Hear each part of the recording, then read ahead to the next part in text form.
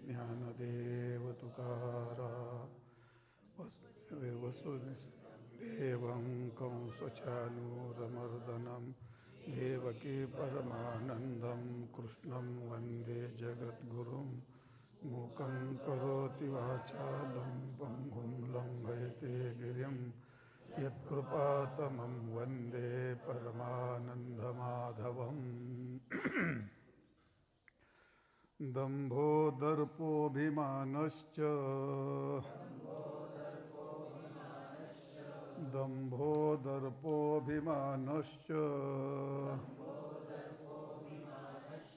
क्रोधः पारुष्यमेव च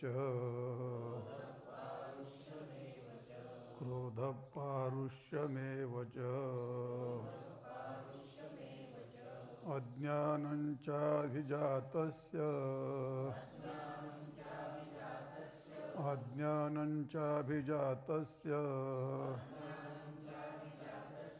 पार्थसम्पदमासुरीम्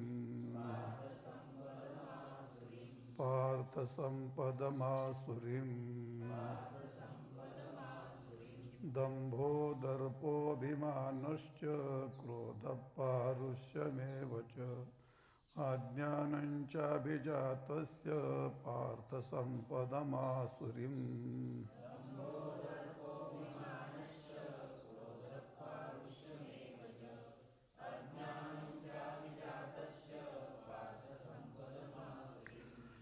दम्भः दर्पः अभिमानः क्रोधः पारुष्यम् एव च अज्ञानं च अभिजातस्य पार्थ संपदम आसुरीम असे पद आहेत. असा पदच्छेद आहे.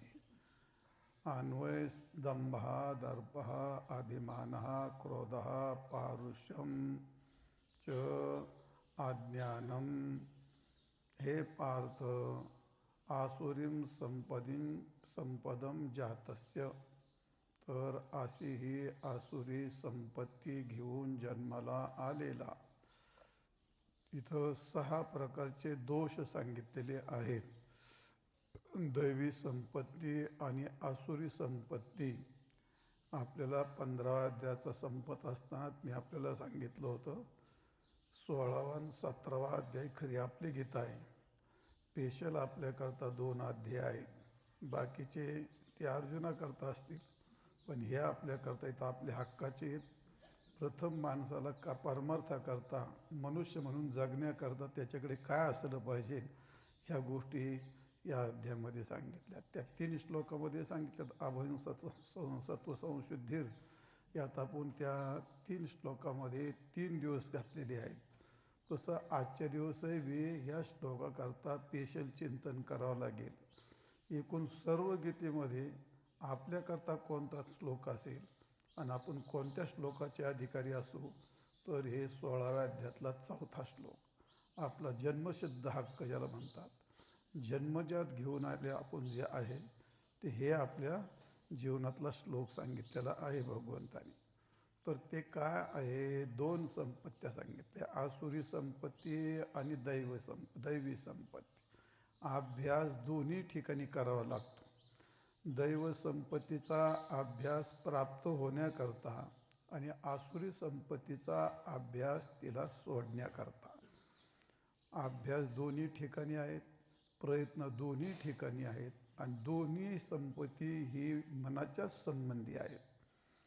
दैवी संपत्ती ही मानसिकताच आहे आणि आसुरी संपत्ती ही सुद्धा मानसिकताच आहे, मनाच्या संबंधितच आहेत. म्हणजे थोडक्यात जी असलेली आहे ती आणि नसलेली आहे ती. जी नसलेली आहे, जी मिळवायची आहे ती दैवी संपत्ती, आणि जी असलेली आहे, जी घालवायची आहे ती आसुरी संपत्ती. अभ्यास दोन्हीकडं आहे.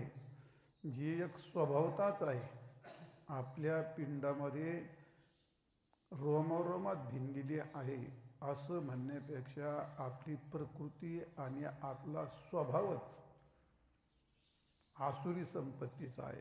आणि ते आपल्या स्वभावात असल्यामुळे जशी घटातून माती काढणं फार दुरापास्त आहे, तशी या शरीरातून दैवी संपत्ती काढणं जवळजवळ अशक्य आहे. पण मग शक्य नाही का ती जन्मजन्मांतरात प्रयत्न केला तर ती शक्य आहे? कशी कठीण आहे मी आपल्याला पुढे सांगणार आहे. तर याला म्हणतात हे असलेले अभ्यास करून तपस्या करून सुटता सुटत नाही.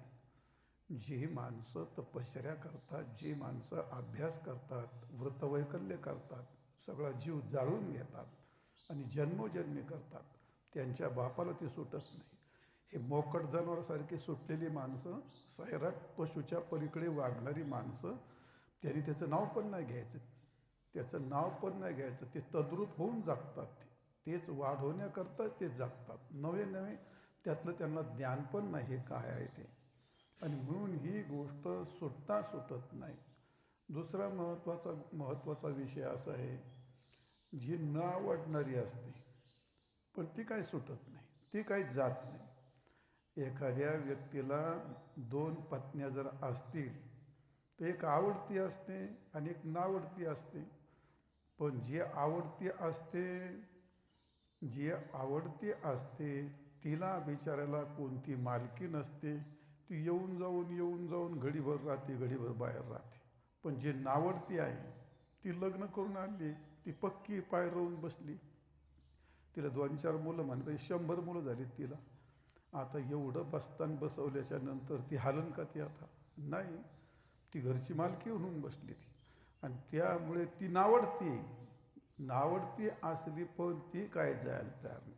आणि जी आवडती आहे पण ती कधी घडीभर येते, पाठ होस्तर बसलेली, पाठ होस्तर असते, पाठ पाठ झालं डोंगाखालचं झटकलं की गेली निघून. अशी गोष्ट आहे ती. म्हणजे जी नको आहे ती जाता जाईना आणि जी पाहिजे ती येता येईना, प्रयत्न करूनही यायला तयार नाही, अशी गोष्ट आहे ती. आणि म्हणून ती सुटता सुटत नाही. ती नावडती आहे, नावडणारी आहे. बरं, त्याच्यापेक्षा विशेष गोष्ट अशी आहे जी विध्वंसक आहे, डोळ्यासमोर आहे विध्वंसक. आता कोणी महामूर्खातली मूर्ख जी माणसं असतात त्यात तद्रूप होऊन वागतात. अहंकार काय चांगला काय? माणसांना अभिमानी असू नये, कोण म्हणता येते? नाही, सगळे आता ते येते ज्यांना इथली काहीच अक्कल नाही. अभिमानाची घर नेहमी खाली. आपण लहानपणी ऐकलं, शाळेत म्हणणं ऐकली की नाही आपण, गर्वाचे घर खाली, भिंतीवर लिहिलं होतं ना, गर्वाचे घर खाली. आपण ऐकलं नाही का ते? अभिमान काय चांगला असतोय काय? आवडते का कोणाला? ते कोणालाच आवडत नाही. काय म्हणतात, फुगीरपणा करतो, शिष्टपणा करतो, अभिमान करतो, लयतीचे शब्द वेगळे असतात. असं उतान्या छातीन चालून कोण जमतं का? असं मीपणा म्हणून काय कोणाचं कळायला जातं का? माणसाने खेडे वाटले बाया, माणसाने एवढं मी म्हणून चालूच नाही. मग तिला तेच सांगायचं असं. मग तिला काय ते आवडत नाही, तिला ते आवडत नाही, लोकाला आवडत नाही, पण तरी त्याला सोडायला तयार नाही. दारात जर काळ्या धोत्र्याचं झाड असलं तर ते विषारी झाड आहे. तुमसारख्या जाणत्या माणसाने सांगितलं याचा वारा जरी अंगाला तर ती माणसाला बाधक आहे. चुकून एखाद्या लेकराने खाल्लं तर पटकन मरेल ते. हे माहिती असूनही जर ती गधडी त्याला रोज नियमाने पाणी घालून खत घालीत असेल तर तिला काही शहाणं म्हणतात? नाही. तसलाच प्रकारे ती आवडत नाही, ते विषारी हे माहिती तरी त्याला पाणी घातल्या जातं.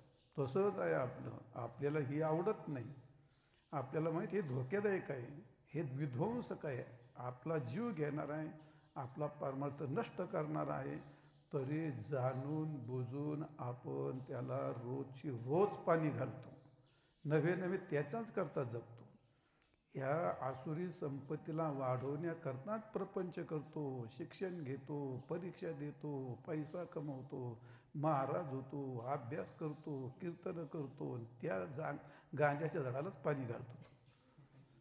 वस्तुस्थिती प्रत्येकाने डोकून पहा, त्या गांजा झाडालाच पाणी घालतो. त्याला माहिती आहे हे फार वाईट आहे, पण काय करतो, सगळं हे त्याच्याच करता करतो. तो हे सगळं करतो फक्त त्याच्याकरता करतो. म्हणजे ती विध्वंसक आहे हे माहिती असूनही.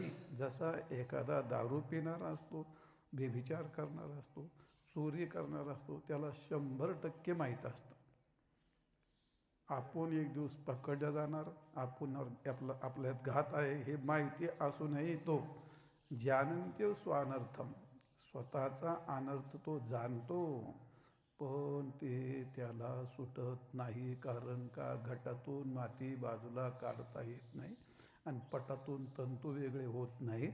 तसं या शरीरातून ही आसुरी संपत्ती काही केल्याने हटायला तयार नाही, कारण आपण रोज पाणी घालतो ना तिला, आपल्याला त्याचं उभं घेत नाही. दारू पिणाऱ्या माणसाला दारूचा उभं घेत नाही, व्यभिचार करणाऱ्या माणसाला त्या स्त्रीचा उभं घेत नाही. तशी गोष्ट आहे आपली.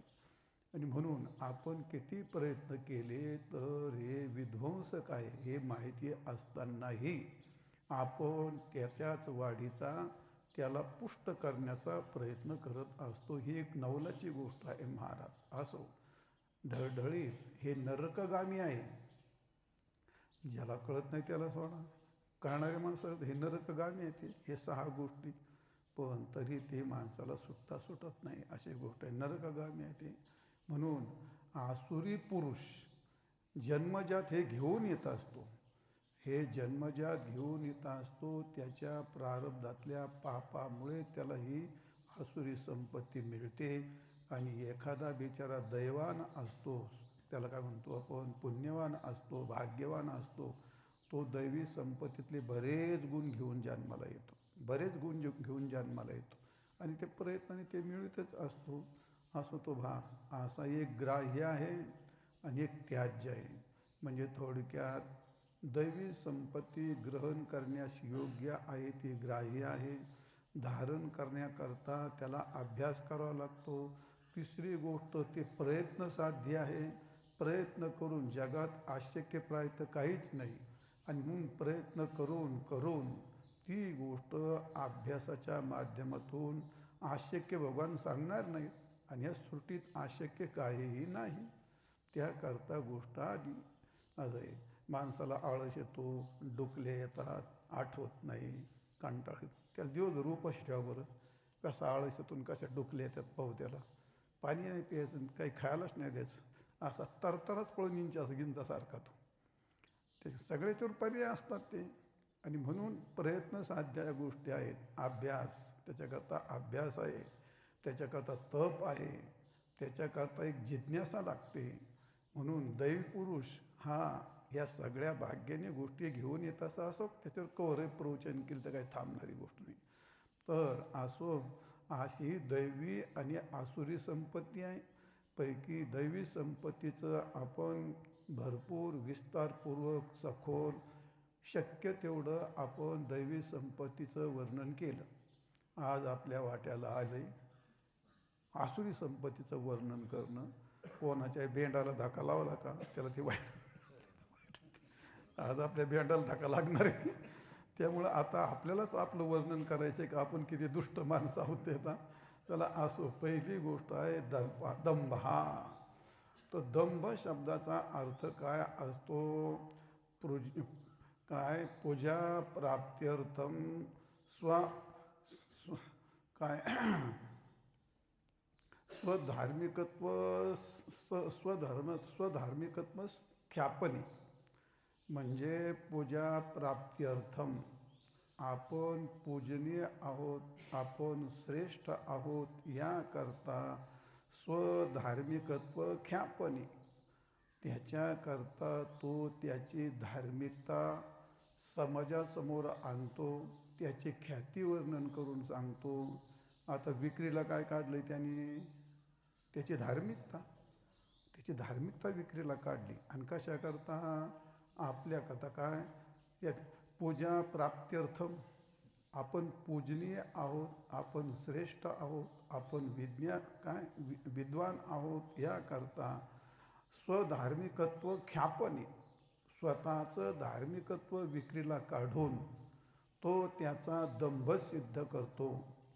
दंभ शब्दाचा अर्थ आहे, थोडक्यात दंभ शब्दाचा अर्थ आहे, त्याला आपण काय म्हणतो? दंभ म्हणजे हा धर्मध्वजित्व, ते तर लक्षण आलं. पण साध्या शब्द याचा अर्थ काय? दंभ याचा अर्थ नसलेलं दाखवणे, ढोंग करणे, पोपोगंडा उभं करणे, असलेलं विक्रीला काढणं, नसलेलं दाखवणं, जे आहे ते विशेष प्रकारचं दाखवणं, म्हणजे मराठी भाषेत त्याला ढोंगबाजी म्हणतात ते. आणि म्हणून ते असं आहे. तर असं काय पूजा प्राप्त्यर्थम स्वधार्मिकत्वम ख्यापणे, स्वतःचं धार्मिकत्वाची प्रसिद्धी करणं आणि त्यातून आपलं श्रेष्ठत्व सिद्ध करणं, यालाच काय म्हणतात, हे दंभ. परविश्रम्भ्यार्थम धर्मादि आचरणम, तर त्याकरता आपल्या प्रसिद्धीकरता धर्माधिकाचं आचरण करणं. मग धर्माधिकाचं आचरण करतो बरीच माणसं आहेत, कोणाचं नाव घ्यायची आवश्यकता नाही.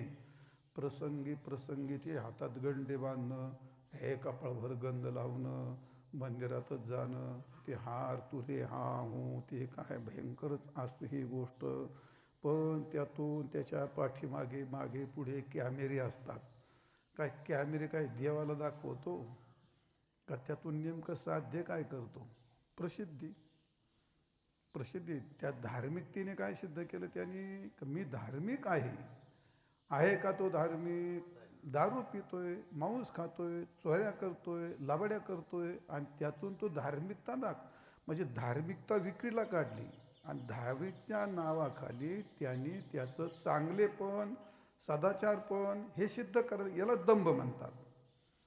दंभ म्हणतात. अशी गोष्ट आहे. आणि म्हणून प्रसिद्धी करता असं आहे, दंभार्थम धर्मादि आचरणम. दंभाकरता धर्माधिकाचं आचरण करत नाही, धर्माधिकाचं आचरण केलेलं तो दाखवितो, याला दंभ म्हणतात.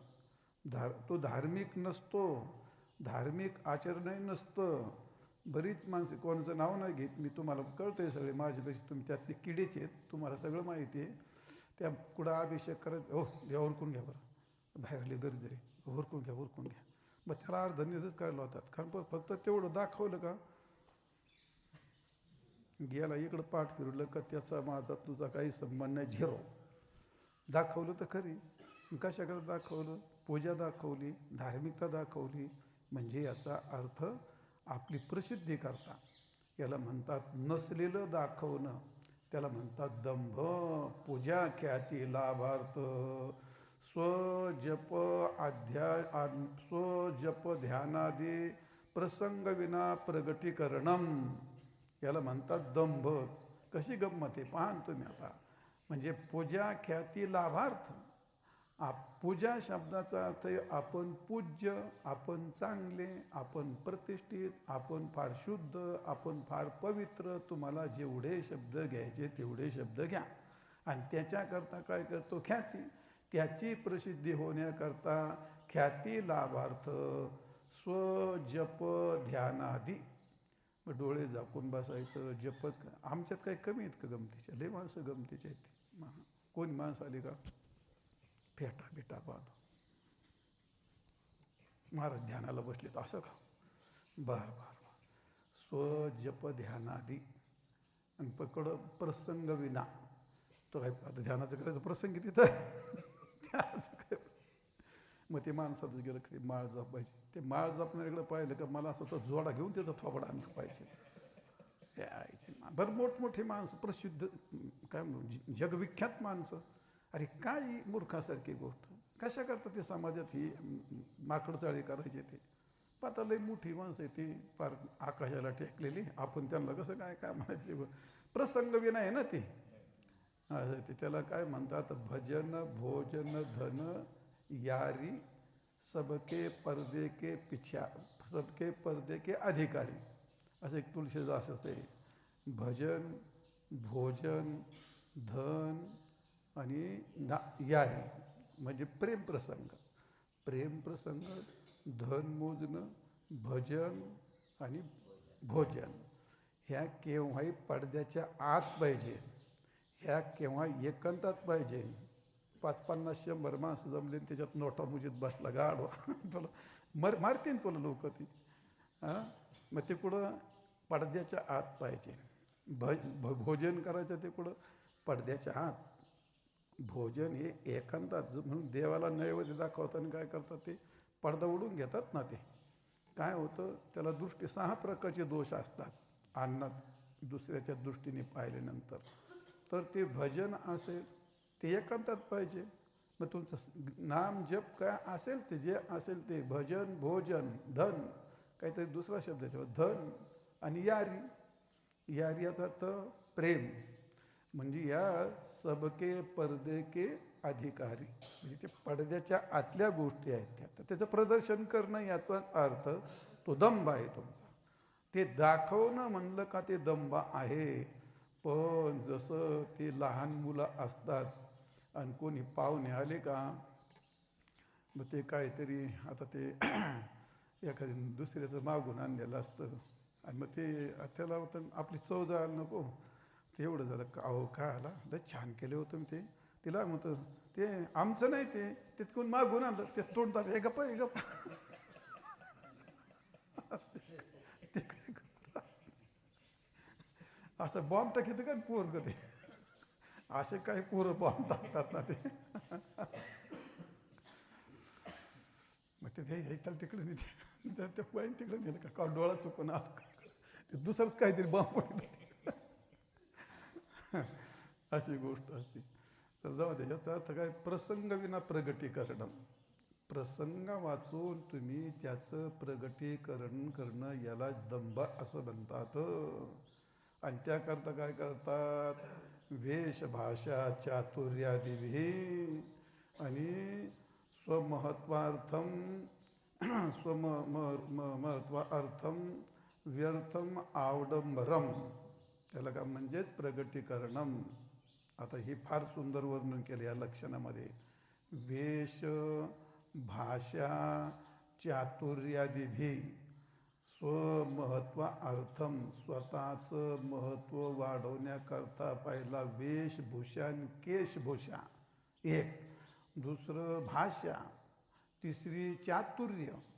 या तीन गोष्टीने तो स्वतःचं महत्त्व स्वमहत्वार्थम व्यर्थम औडंबरम, तो व्यर्थ औडंबर करणं याला म्हणतात. म्हणजे त्याचं प्रदर्शन करणं, थोडक्यात मराठी ते दाखविणे, त्याला दंभ असं म्हणतात. मग काय करतो, वेश.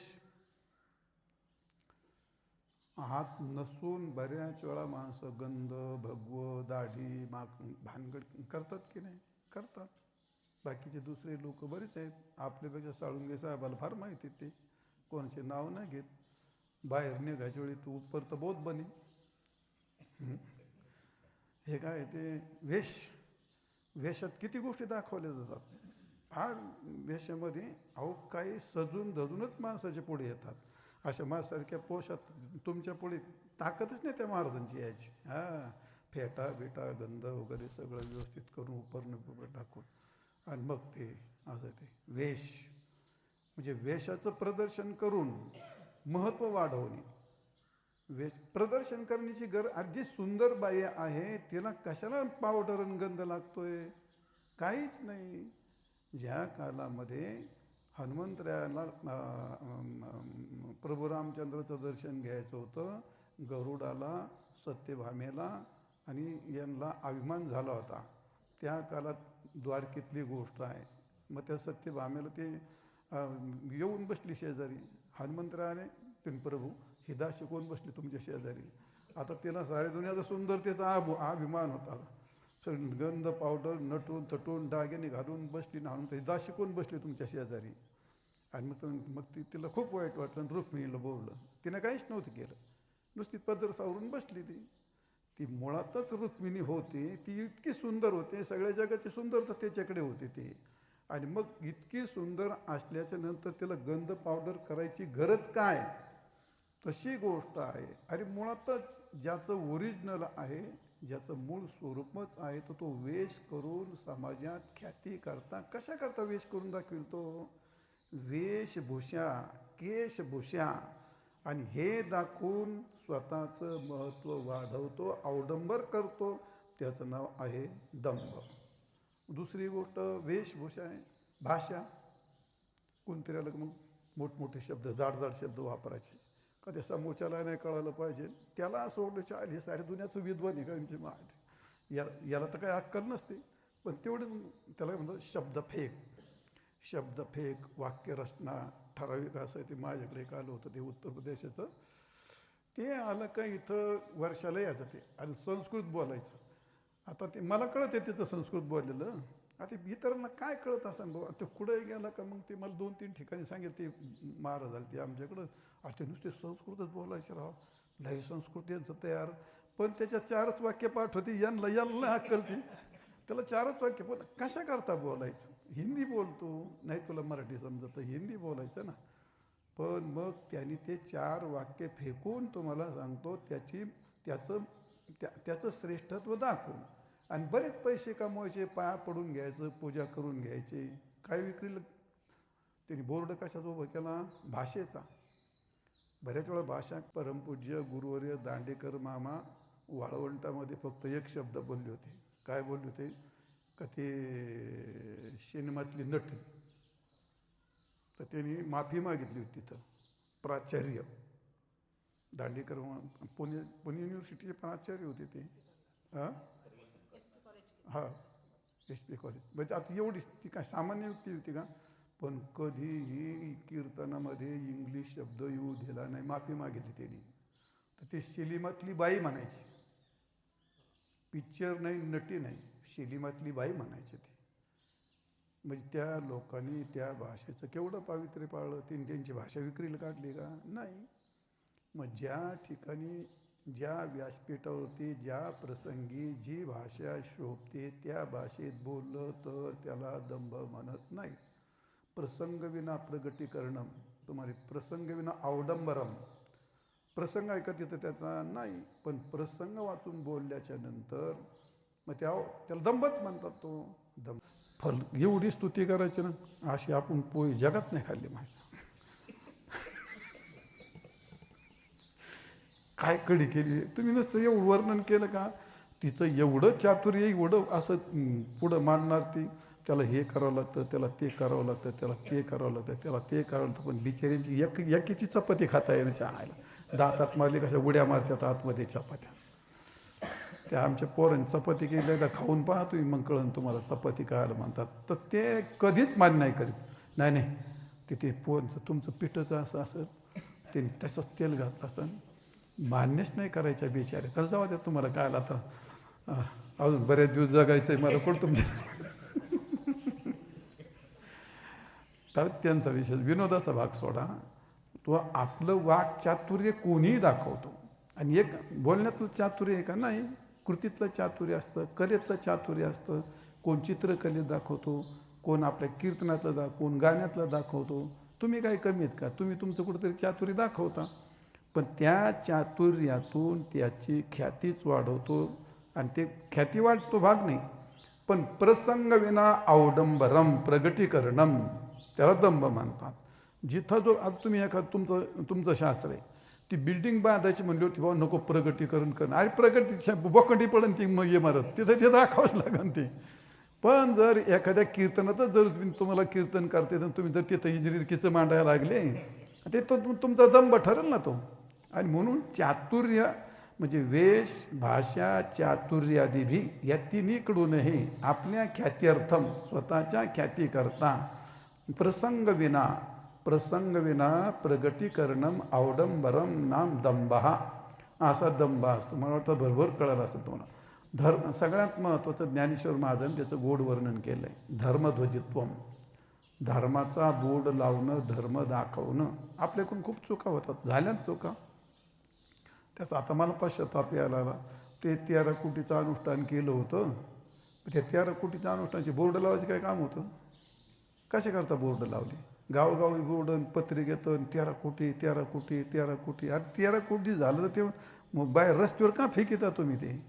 पण फेकलं की नाही अज्ञान. कारण ती प्रकृती ते करायला होतं. जाऊ द्या. त्याला म्हणतात धर्मध्वजित्वम. म्हणजे थोडक्यात जी गोष्ट प्रसंग वाचून लोकांसमोर दाखविल्या जाते आणि तिच्या पाठीमागे माझं श्रेष्ठत्व, माझं पूज्यत्व, माझी विद्या हे समाजाला माहिती व्हावी हे दाखवण्याकरता केल्या जातं. हा एक भाग आहे. दुसरा एक भाग आहे ज्याच्याकडे काहीच नसून तो अत्यंत थोतांडाने दाखवतो तो. एखाद्याने विद्वत्ता जर त्याची दाखवली तर क्षम्य त्याच्याजवळ आहे, पण नसताना सुद्धा जर दाखवली त्यांनी 5च वाक्य इंग्लिश पाठ केलीत, 5च वाक्य संस्कृत पाठ केलीत आणि तेवढं जर पुढे टाकायला लागला तर ती नसून दाखवतो ना तो. अशी गोष्ट आहे, नसून दाखवतो तो. धार्मिकता नसून दाखविणे, काय सदाचार नसून सदाचार दाखविणे यालाच म्हणतात दंभ. असा दंभ असतो.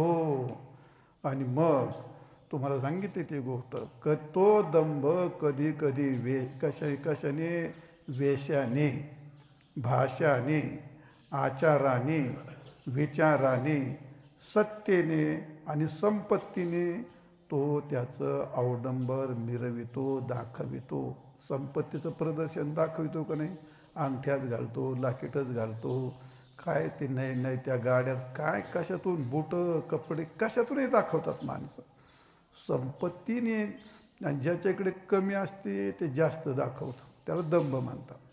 संपत्ती काही सत्तेची गोष्ट असते, काय सत्ता थोडीफारच असते, पण 2-4 ते अंगरक्षक घेऊन फिरतो, स्वतःचा पगार त्यांना देतो, पण ते हे दाखवायचं ते असं. एवढी सत्ता तर काय नसते. मग सत्तेने, कधी संपत्तीने आणि कधी विचाराने कोणालाही सल्ला द्यायचा घेईन, तो ऐकायला तयार नाही. उठला का लागला सल्ले द्यायला त्याला. सल्लागार जगात एवढे असतात, ऐकणाऱ्यापेक्षा ऐकणारच कोण नाही, प्रत्येक सल्ला देतात. आणि त्यात घरातली लोक फार सल्ला देत असते. असे काही लोकांना सल्ला आवडत नाही. विचाराने तो प्रसिद्धी मिळतो, आपली आचाराने मिळतो. आता सांगितलं वेशाने, भाषाने, चल जाऊ द्या. थोडक्यात आपले महत्त्व प्रगट करणे याला दंभ असं म्हणतात. मग आता तुम्हाला ही गोष्ट सांगितली, कशाचं महत्त्व सांगतो तो? 4 गोष्टी तुमच्या समोर सांगणार आहे मी. पहिली गोष्ट स्वतःचं महत्त्व, दुसरी गोष्ट कुलाचं महत्त्व, तिसरी गोष्ट शिलाचं महत्त्व, चौथी गोष्ट विद्येचं महत्त्व आणि 5वी गोष्ट आपल्या सदाचाराचं महत्त्व. या 5ही गोष्टी माणसाच्या दृष्टिक्षेपात येत नाहीत. हे काय दिसतं तुमच्याकडं? पाहिलं दिसतं का तुमचं कुल दिसतं का? आम्हाला काय नाही कळत तुमचं कुल काय. तुमचं शील कळतं का आम्हाला? तुम्ही किती नालायक आहेत का, तुम्ही किती शुद्ध आहेत ते. तुमचं शील आम्हाला कळत नाही, तुमचं कुलय आम्हाला कळत नाही, कुलाचं ज्ञान नाही, शीलाचं ज्ञान नाही. तुम्ही किती विद्वान आहेत ते काय सगळं पाहिजे, तिची विद्वत्ता कळते का ती? नाही, विद्येचंही ज्ञान नाही. दुसरी गोष्ट, तुम्ही सदाचारीत का दुराचारीत हे काय माणसाला पाहून कळतं का? नाही. मग हे एवढं अवडंबर करून काय प्रसिद्ध करतो?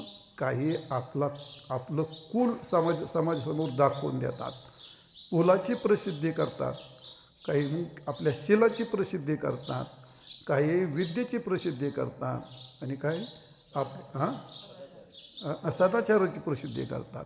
ह्या सगळ्या गोष्टी दिसणाऱ्या नाहीत, ह्या दाखवल्याशिवाय माणसाला कळत नाहीत. आणि जेव्हा प्रसंग वाचून दाखवल्या जातात त्यालाच म्हणतात दंभ. मला वाटतं तुम्हाला कामापुरतं कळलं असेल. नका का सुटणं आहे ना, पण नाही नका का सुटणं आहे ना, नका का जाय ना तो का? हां नाही आपण त्यातले नाहीत म्हणले, त्यातले असते जास्त. त्यातले मी नाही त्यातली कडी घालातली असे. जर जाऊ दे, विनोदाचा भाग सोडून द्या. विनोद नाही तो जात. मी तुम्हाला सांगणार आहे पुढं काय ते, तिची गंमत काय ते अजून सांगायचं आहे पुढे तुम्हाला. थोडक्यात म्हणजे हे दाखवून नाही, फसविण्याच्या वृत्तीने दाखवणे त्याला दंभ म्हणतात. फसविणे किंवा ठकविणे किंवा त्याला काय म्हणतात, पापा करता, भोगा करता, जी गोष्ट ज्याची गरज नाही. विद्या वापरून माणसं पाप करतात की नाही? विद्येचं प्रदर्शन करून दुराचार पाप करतात की नाही? पण ठकवून एखाद्याला ठकवायचं म्हणून हे सगळं वापरतो की नाही? काय वेश वापरतो, भाषा वापरतो, सदाचार वापरतो, हे सगळं वापरतो की नाही? आणि एखाद्याला फसवितो का नाही? तुमचा धंदा तो. तुम्ही पाठीमागं मी साहेब कशाला अंगावर घालताय? ते म्हणले साहेब आता हे मूर्खाचं बाजार आहे म्हणे. हां नाही तुम्हाला वाईट नका वाटून देऊ. ते म्हणजे प्लॉटचे धंदे करायचे आणि ते त्यांना असं वाटलं पाहिजे का हा माणूस कदाचित कोटीचा तोटा आला तरी आपल्याला काही तोट्यात जाऊ देणार नाही. असंच होतं ना. ते हे सगळं सोनं नाही म्हणले, मला काय येड लागलं का, हे सगळं असंच आहे म्हणले, ते घालावं लागतं ते, कारण त्याशिवाय धंदाच नाही करता येत. आता त्यात तर मला काही मक्की माहीत नव्हती. आता हे काय झालं, हे दंभ झाला, पण समोरच्याला त्याचा विश्वास बसतच भला त्याचा तोटा होऊ नये तर काय हो, एखाद्याला फसवून असेल, एखाद्याला ठकिवून असेल, किंवा पाप करायचं असेल, किंवा भोग भोगायचा असेल, तर याच्याकरता हे सगळं वापरल्या जातं आणि मग त्याला दंभाचं स्वरूप येतं. हा मुद्दा तुमच्या पुढे सांगायचा. म्हणजे थोडक्यात त्याच्या बुडाला लोभ हा भरलेला असतो आणि त्याच्या पलीकडची गोष्ट स्वार्थ हा परिपूर्ण त्यात ठासून भरलेला असतो. तर अशा कालात त्याला म्हणतात दंभ. दर्पहा, पुढे दर्प त्याला म्हणतात. दर्प दृप्यते ते दर्पहा.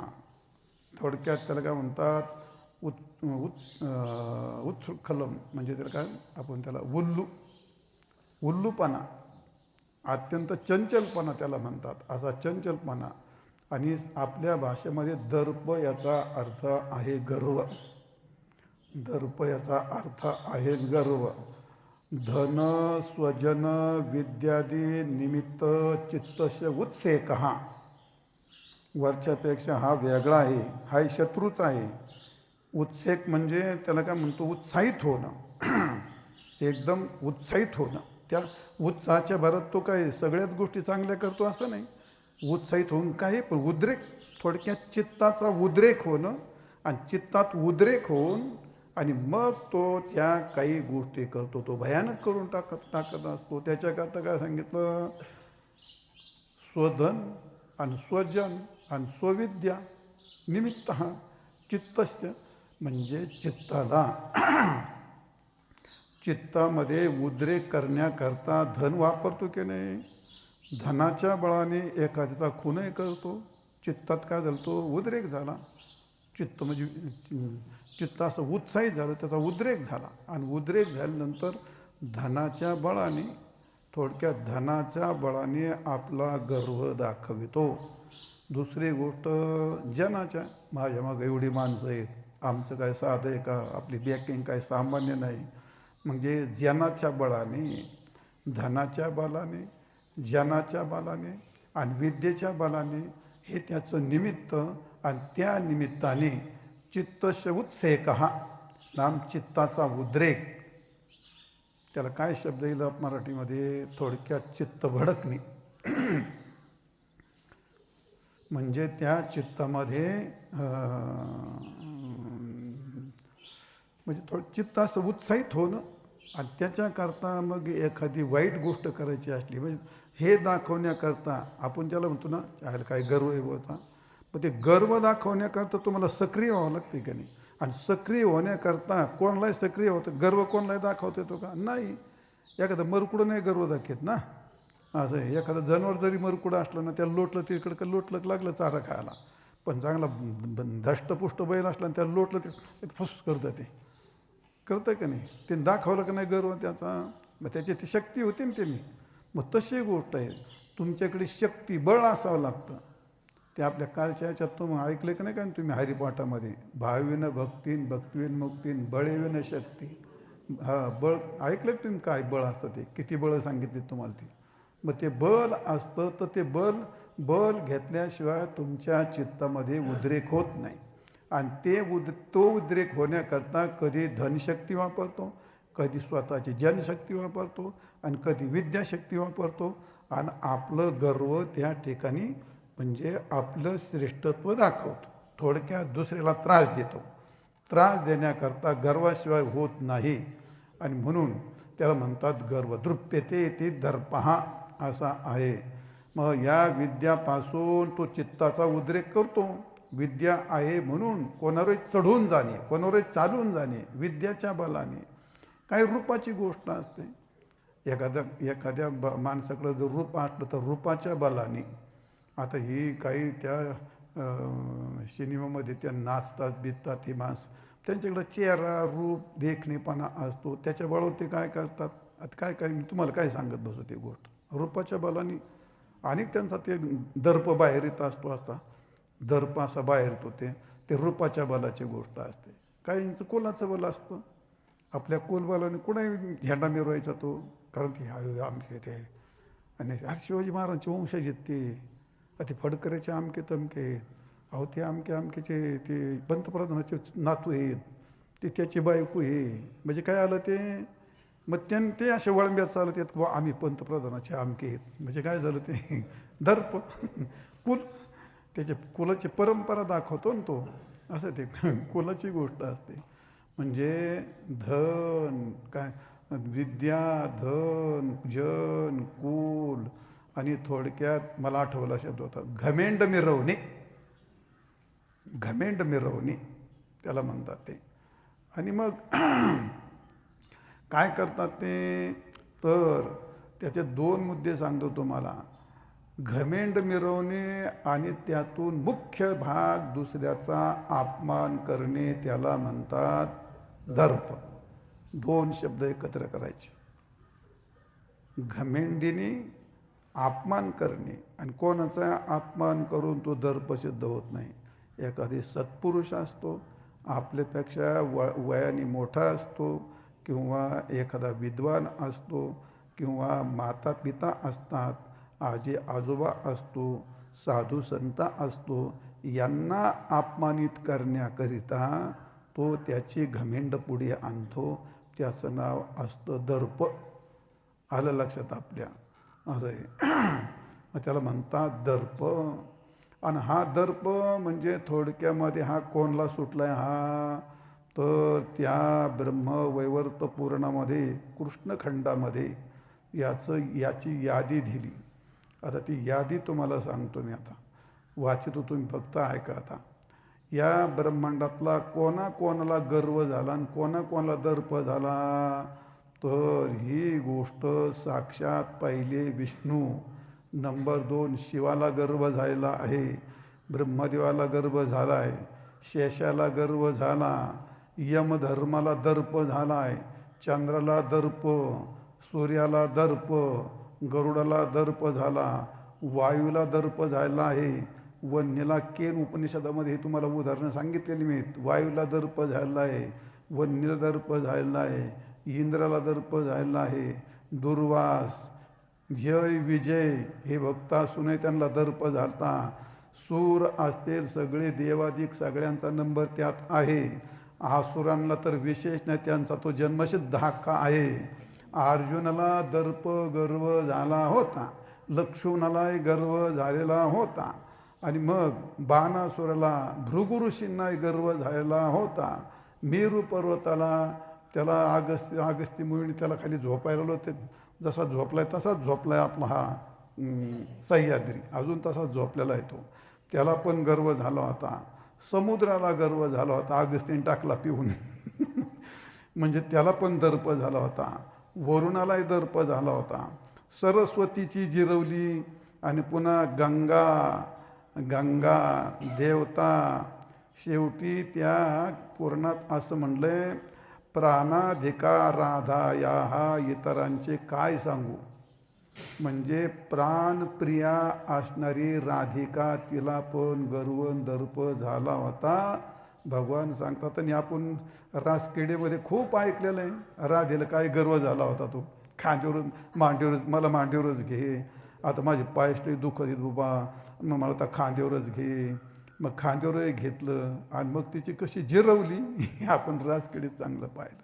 तर भगवान सांगतात, या सर्व इतरांची गोष्ट सोड, पण या ब्रह्मांडात ज्याला ज्याला गर्व नाम दर्प झाला त्याचा शास्ता मी होतो, आणि सर्वांचा दर्प मी चूर्णीभूत केला, भगवान असं सांगतात. मग आता आपल्याला जर गर्व दर्प झाला तर आपली काही चूक आहे का. आता सुटले बा तुम्ही यातून तुम्ही याच्यातून सुटले. हां, आपण त्याच्या तो कामाने घालू तयावरी मार, आणि वाव हा गर्व आनंदाने, त्याला दंभ दर्प अभिमान तर आपल्यातच उत्कर्ष बुद्धी होण्याला म्हणतात अभिमान. थोडक्यात अहंकार, अहंकृती, अहम बुद्धी हे काय नेहमी खूप वेळा ऐकल्याचे, खूप उदाहरणं सांगितलेत. अनेक ठिकाणी अभंगात, कीर्तनात, प्रवचनात किंवा पाठातही अभिमान शब्द, अहंकार शब्द अनेक वेळा आलेला आहे. तरी म्हणजे त्याला काय म्हणतो आहे, म्हणजे पर अवज्ञा हेतुत्वम. जेव्हा अहंकार समोर येतो तेव्हा कोणाचं तरी अवज्ञा करूनच त्याची सिद्धी होत असते. मी कोणीतरी आहे असं सांगत असताना पर अवज्ञा हेतुत्वम, दुसऱ्याची अवज्ञा करण्याकरता जे कारण असतं, किंवा आत्मनी उत्कर्ष आरोपत्वम, स्वतःचा उत्कर्ष दाखवण्याकरता केल्या जातो, त्याला म्हणतात अभिमान. स्वतःला श्रेष्ठ समजणं, स्वतःला पूज्य समजणं, इतरापेक्षा थोडक्यात अभिमान असा आहे. इतराचं हीनत्व, आपलं श्रेष्ठत्व दाखवण्यापेक्षा इतरांचं हीनत्व सिद्ध करणं, याला अहंकार असं म्हणतात, अभिमान असं म्हणतात. म्हणजे थोडक्यात स्वतःला श्रेष्ठत्व, पूज्यत्व, प्रतिष्ठित्व हे मिळवण्याची इच्छा ठेवणं आणि मग मनाला प्रसन्न करून घेणं, याला म्हणतात अभिमान. क्रोध हा, तर क्रोधाची गोष्ट तुम्हाला सर्वांना अंगभूत आहे आपल्या. असं आहे. त्या दुसऱ्या अध्यायाच्या शेवटी काय म्हटले, ध्यातो विषयान पुंससंगस्तेषु उपजायते, संगात संजायते काम, कामात क्रोधोभिजायते, आणि क्रोधात भवति सम्मोह, तद्धाम परमं मम. मेला कामात क्रोधोभिजायते. कोण असा असेल त्याला क्रोध येत नाही? किड्यातला किडा बारीक आस्तंभपर्यंतम.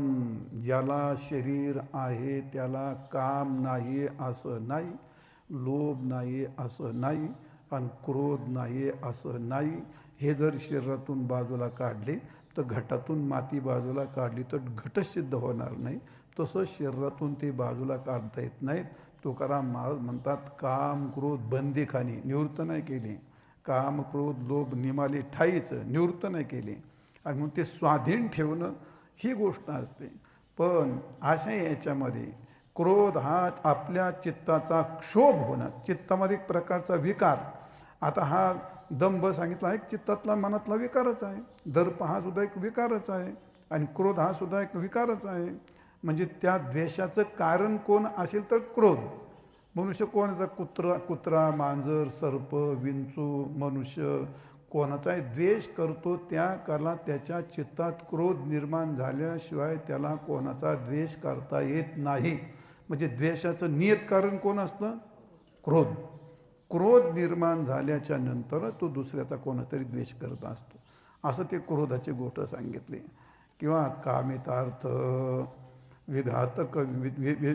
विघातकजन्य बुद्धिक्षोभ. हा क्रोध कधी समजायचा?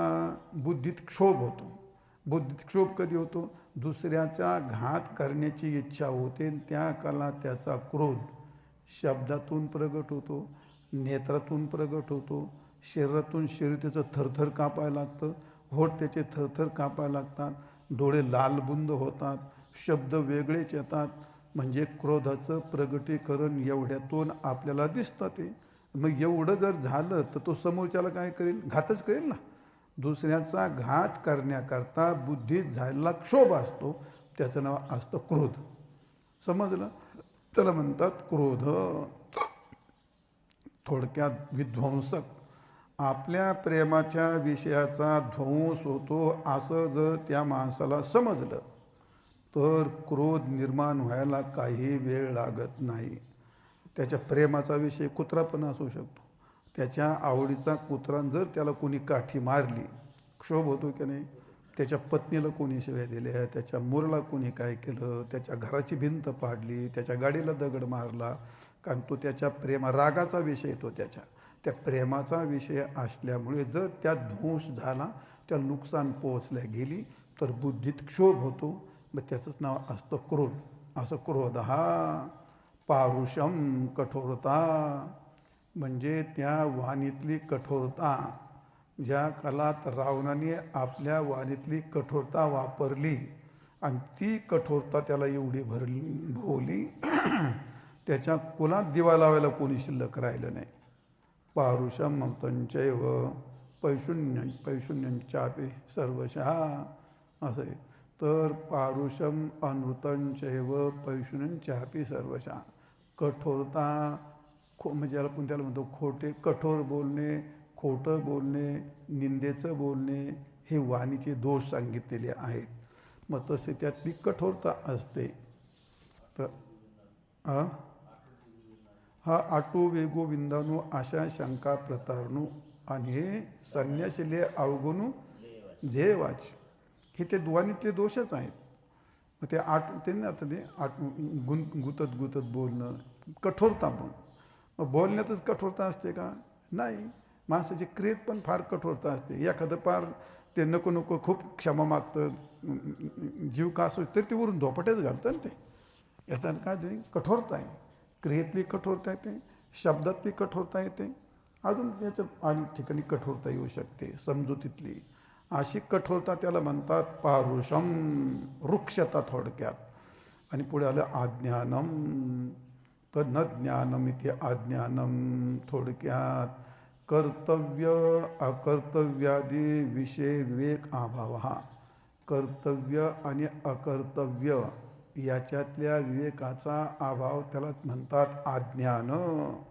आणि तिसरी गोष्ट श्रुती तात्पर्य अनभिज्ञ, म्हणजे श्रुती तात्पर्य शास्त्राचं तात्पर्य न कळणं त्याचं नाव आहे अज्ञान. आत्मज्ञान शून्य हा अज्ञान. त्यांनी फार मोठे डिग्री द्यायला म्हणजे त्याला ज्ञान म्हणतात. अशातला काय भाग नाही. 15 अध्यायामध्ये त्याचं वर्णन केलेलं आहे भरपूर. असं आहे काय तिथे तर्कज्ञानी चोखडा. सुरुवात काय तिची? व्याकरणी चोखडा तर्कज्ञानी अतिगाढ तर्क्या अतिगाढा परी तरी आत्मज्ञानोपोढा जात्यंधू. जर त्याला आत्मतत्वज्ञानाचं ज्ञान नसेल तर बाकीच्या ज्ञानाचे ते सगळे अज्ञानच असतात. अवघीच ज्ञानेन केली येणे स्वप्ने, असं ते अज्ञानातले ज्ञान असतात ते. तर तो असा अज्ञान असतं ते. आणि म्हणून असा अज्ञान असतं म्हणजे त्याला काय म्हणतात ते स्वतःसत न कळणं ते एक अज्ञान आहे. किंवा जड चेतनाचा भेद न कळणं हे अज्ञानाचं स्वरूप आहे. धर्माचा भेद न कळणं याला अज्ञान म्हणतात. असो म्हणजे रमत त्याला काय म्हणतो हे सगळे आता काय सांगितलं? दंभ, दर्प, अभिमान, अजून क्रोध, पारुष्य आणि अज्ञान. झालं सगळं सांगून? मला वाटलं नाही व्हायचं पण झालं सांगून. वेळेवर झालं. तर ही सर्व 6 आहेत बिचारे हे सख्खे भाऊ.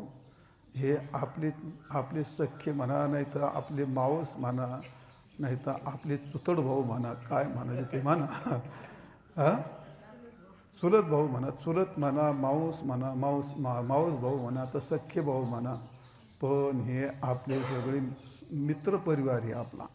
तर असा मित्रपरिवार हा कशाचा भाग आहे? तर हा रजतमाचा परिणाम आहे. हा रजतमाचा परिणाम आहे हा. आणि म्हणून त्याला काय म्हणतात? रजतमाचा परिणाम आहे. आणि तृष्ण आणि संघापासून यात 6ची उत्पत्ती होत असते. त्यात वाढल्या जातात ते.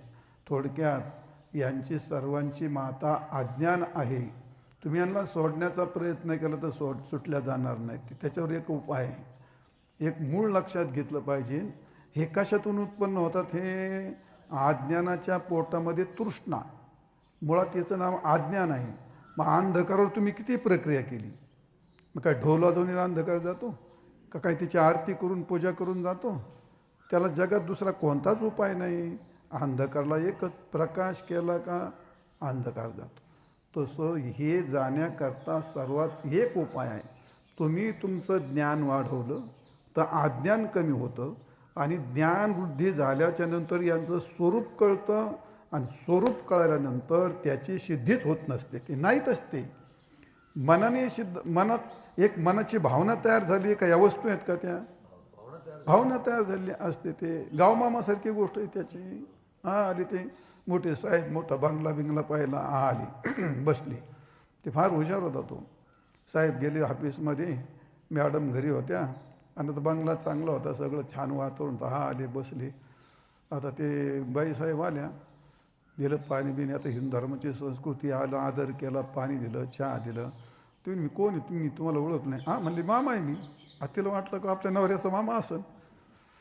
झालं एवढी जेवणा बिवणाची व्यवस्था केली. झालं सगळं. मग काय बसायला चौफाळा, बाग बीग, वाचायला पेपर, पायाला टी व्ही, सगळं व्यवस्थित.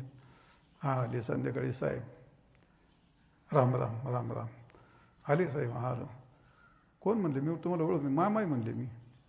त्याला वाटलं बायकोच मामा असेल. आता बायको नवऱ्याचं मामा, नवऱ्यातलं बायकोचं मामा. 8 दिवस झाले मामा काय झालं तयार नाही. आम्ही एक दिवस त्यांच्यात भांडण झालं. तुम्ही लय आहे तुझा मामा झाला म्हणजे किती दिवस राहायचं. तुम्ही माझं कसंच मामा. ते म्हणलं मी तुमचा मामा आहे. ते म्हणलं माझं मला मामाच नाही म्हणे. आणि मग एवढी पंचायत झाली त्यांची ती. आणि मग ते आली म्हणजे अहो तुम्ही मामा कोणाचे आहेत म्हणते. म्हटलं मी गाव मामा आहे म्हणले. अरे गाव मामा म्हणजे कोणाचा. मी कोणाचाच मामा नाही म्हणले. आणि मग कसं काय आले म्हणजे मी जो मला मामा समजे मी त्याचा मामा आहे म्हणले. बरं म्हणजे मग ते लगेच पिशवी भरायला ओळखटी बांधत. ते माहिती का नाही मला ज्याने ओळखलं मी तिथं राहत नसतो म्हणते. मला जोपर्यंत ओळखत नाही तोवर मी जात नसतो म्हणले. आणि मला ओळखल्यानंतर मी राहत नसतो म्हणले. तशी गोष्ट आहे. हे दंभन दर्प याच्यावर तुम्ही किती प्रयत्न केला तो काम क्रोध लोभ जातच नाही. ती उलट ते वाढल्याच जातात. त्याच्याकरता आपलं ज्ञान वाढवणं आणि अज्ञान कमी करणं म्हणजे त्याचे आपोआप निवृत्ती होईल. त्यावर दुसरा काही उपाय नाही. अंधाराच्या निवृत्तीकरता प्रकाशच करणं तसला प्रकार आहे. आणि म्हणून ही त्याला काय म्हणतात म्हणजे घोर कर्म करण्याकरता हे 6 आहेत. माणसाला घोर कर्म करण्याकरता ते बळी पाडतात, करायला भाग पाडतात, पाप करण्याकरता भाग पाडतात, विध्वंस करण्याकरता भाग पाडतात, परमार्थाला घात करण्याकरता हे भाग पडत असतात 606. आणि मग कशाला सक्रिय करतात हे. पहिले तुमच्या प्राणाला, नंतर मनाला, नंतर बुद्धीला, नंतर इंद्रियाला आणि संपूर्ण शरीर याच्यावर ताबा मिळवतात आणि नाही ते करायला भाग पाडतात. आणि यांची खासियत अशी हे जेव्हा तुमच्यावर ताबा मिळून सक्रिय होतील त्यांच्या आयुष्यात कधी तिने तुमच्याकडून चांगलं करून घेतलं असे कधी घडणारच नाही. केलं तर वाईटच करणार. यातली 6 आहेत. यात चांगलं कोण करील हे सगळे वाईटच आहेत. म्हणून आसुरी संपत्ती ही पापामुळेच आहे, सुटता सुटत नाही. आणि म्हणून त्याला आसुरांची संपत्ती म्हणतात. त्याच्या पुढची गोष्ट वाईट नका वाटून देऊ. ज्यांच्याकडे ही संपत्ती असते त्याला आसुर म्हणतात असं म्हणा. हे आसुरी संपत्ती आसुरांची संपत्ती म्हणा. आणि हे ज्याच्याकडे असतील त्याला आसुर म्हणा. दुसरं काय त्याच्यामध्ये अनेकाशामुळे असतं तो आसुरच असतो. आणि हे यांचं मित्रत्व हे अनेक जन्मापासून आपल्याबरोबर आहे आणि त्यामुळे ते सुटता सुटत नाही. तर त्याच्यावर एकच उपाय आहे. आणि म्हणून भगवान सांगतात हे पार्थ हे असा जो आहे आसुरी संपत्ती अभिजातस्य दैवान पुरुष भाग्यवान पुरुष घेऊनच जन्माला येतात काही माणसं अदैवी संपत्ती. तसं आसुरी संपत्ती हे पापाने त्याच्या दुष्ट कर्माने येतानेच घेऊन येतात आणि आयुष्यभर त्याला वृद्धिंगत करीत राहतात.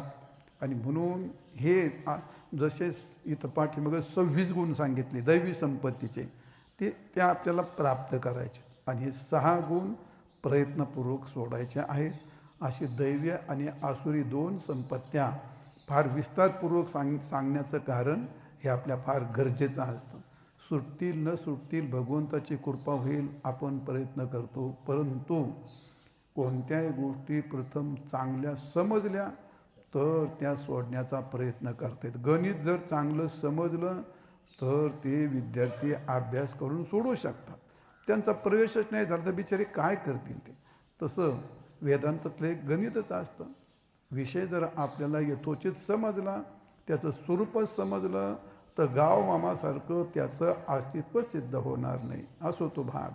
आणि म्हणून दंभो दर्पोभिमानस्य क्रोध पारुष्यमेवच अज्ञानंच अभिजातस्य दैवी संपदमासुरीम असा हा आसुरी संपत्तीचा श्लोक झालेला आहे.